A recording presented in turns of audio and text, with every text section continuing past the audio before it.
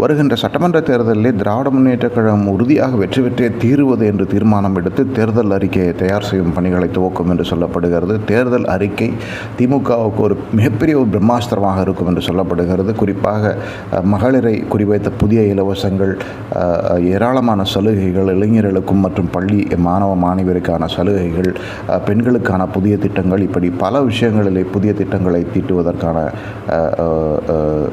வழி இருப்பதாக தெரிகிறது. அதே போல் பெண்களுக்கான மாத 1000 ரூபாய் அதிகப்படுத்தக்கூட வாய்ப்பு இருப்பதாக தெரிகிறது.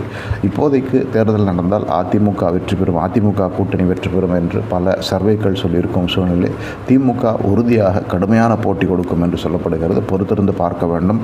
அதே வேளையிலே முதலமைச்சர் ஸ்டாலினுடைய ஆட்சி மீண்டும் வர வேண்டும் என்று பெரும்பாலான மக்கள் விரும்புவதாக கருத்துக்கள் இருப்பதாக திமுகவினர் கருதுகிறார்கள். பொறுத்திருந்து பார்க்க வேண்டும் திமுக பிரச்சாரத்தை எந்த ஆயுதத்தை பயன்படுத்தி கையில் எடுக்கிறது என்று.